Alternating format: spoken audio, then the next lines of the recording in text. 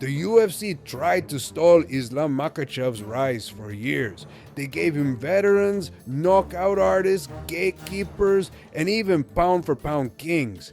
Every obstacle they threw at him was supposed to slow him down. Instead, each one only made him stronger. It started in 2015. Islam's second UFC fight was against Gleison Tibau, a 40-fight veteran who had nearly stopped Khabib Nurmagomedov. Where Khabib struggled, Islam dominated. He smothered Tibau with pressure, controlled every second, and walked away untouched. It was the first glimpse that Islam wasn't just another fighter from Dagestan. He might actually be the best of them all. But just as quickly as his star began to rise, disaster struck. Later that same year, he fought Adriano Martins at UFC 192. Islam was undefeated, a quiet prospect, barely any hype. Martins, though, was a seasoned Brazilian with a thunderous right hand. Just 109 seconds into the fight, that right hand landed clean. Islam was out cold. One punch, one night in Houston, and just like that, his momentum was gone. The UFC never let him forget it. Instead of pushing him, they buried him. Islam fought guys like Nick Lentz, Chris Wade, and Kajan Johnson, solid fighters but not contenders. While Khabib was smashing his way to a world title, Islam was grinding out decisions on prelim cards. The message was clear. The UFC wasn't ready to believe in him. But Islam didn't stop.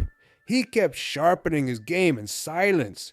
And when the UFC finally gave him a test that was supposed to expose him, everything changed. At UFC 259, he faced Drew Dober, a knockout artist with dynamite in his hands. Dober was known for punishing grapplers who tried to drag him down. Many thought this was Islam's ceiling. Instead, Islam made it look easy. He dragged Dober to the mat at will, suffocated him, and finished with an arm triangle choke in the third round. That night, the UFC's plan backfired. Dober was supposed to test him. Instead, Islam showed he was levels above. But even then, no title shot. Instead, he got Thiago Moises, talented but ranked outside the top 5. Then Dan Hooker, a fan favorite but on a losing streak. To hardcore fans, it felt like stalling again. Feeding Islam names that wouldn't move him closer to the belt. He didn't just beat them, he annihilated them. Moises tapped out to a rear naked choke, Islam's first UFC finish. Hooker stepped in on short notice and got mauled in under 3 minutes. Every fight that was meant to slow him down only pushed him higher. Finally, the UFC gave him Beneil Dariush, a legitimate top 5 opponent. But Dariush got injured. Instead of upgrading him to a bigger fight, they gave him Bobby Green, a fan favorite but unranked. Islam dominated him in 1 round, still no belt. By now, he had a 10-fight win streak. The UFC had run out of excuses. He was finally given his shot at the lightweight title. But they didn't make it easy. His opponent was Charles Oliveira, the most dangerous submission artist in UFC history. The man who had just finished Chandler, Poirier, and Gaethje back-to-back. For the UFC, Oliveira was the ultimate test. Islam crushed him. He outstruck him, outgrappled him, dropped him with a left hand, and finished him with an arm triangle choke. Islam had beaten the most feared grappler in the division at his own game. He was champion. Still, the UFC wasn't done. They set up a super fight with Alexander Volkanovski, the pound-for-pound #1, a champion versus champion clash. For the UFC, it was perfect. If Volk won, they'd have a 2-division superstar. If Islam won, critics could dismiss it as beating a smaller guy. Either way, his dominance could be softened. It backfired again. Islam outstruck Volk, controlled him on the ground, showed the world he wasn't just a wrestler, he was complete.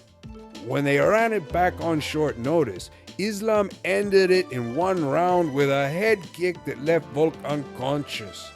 The UFC's final insurance policy had collapsed. Looking back, it feels like the promotion hesitated at every step, but every obstacle Tibau, Martins, Dober, Hooker, Oliveira, Volkanovski only made him stronger. Today, Islam Makhachev isn't just lightweight champion. He's proof that no matter how much the UFC tries to control a fighter's rise, true greatness finds its way to the top. For years, critics wrote him off as Khabib's student, a copy, another Dagestani wrestler. But that label doesn't work anymore. Khabib's legacy as an unbeaten champion will never fade. But Islam has carved something entirely different. He isn't living in anyone's shadow. He's building his own mountain. Khabib was defined by wrestling dominance. Islam has shown he can beat you anywhere. Against Oliveira, he outgrappled the best submission artist alive. Against Volkanovski, he outstruck the pound-for-pound king, then knocked him out cold. These weren't just wins, they were statements. But here's the reality. Being champion is one thing. Staying champion is another. Dagestan isn't just about producing fighters, it's about producing dynasties. From Abdul Manap's mountain camps to Khabib's reign, Islam now carries the weight of proving the system still works at the highest level. And lightweight is brutal. Every contender is dangerous.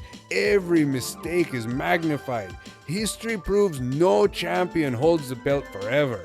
That's why the comparisons to Khabib go deeper than fighting style. They're about time. Khabib walked away unbeaten. Can Islam dominate long enough to stand beside him, or maybe even surpass him? Because the killers are waiting. Justin Gaethje, with one-shot power that can erase anyone in a heartbeat. Arman Tsarukyan, younger, sharper, still haunted by his first fight with Islam and eager for revenge. And countless others hungry and willing to risk everything for their shot. For Islam, the challenge isn't winning the belt, it's defending it over and over, because legacies aren't defined by winning a title, they're defined by keeping it. One defense makes you champion, 5 defenses make you a legend. If he clears out the division like Anderson Silva, Georges St. Pierre, or John Jones, the conversation changes. It won't just be about Dagestan anymore. It'll be about where Islam Makhachev ranks among the greatest fighters who ever lived. But there's one opponent no fighter escapes: time. Every training camp leaves invisible scars. Every war inside the cage chips away at your prime. Even styles that look unbeatable eventually fade. Father Time has never lost. So the question isn't just who can stop Islam, it's whether time, pressure, and the endless parade of contenders will catch him before he cements his legacy. Because if he holds on, if he dominates across years, not just fights, the story of Dagestan won't belong to one man. It'll belong to 2. One who never lost, and one who smashed through every trap until nobody could deny his greatness.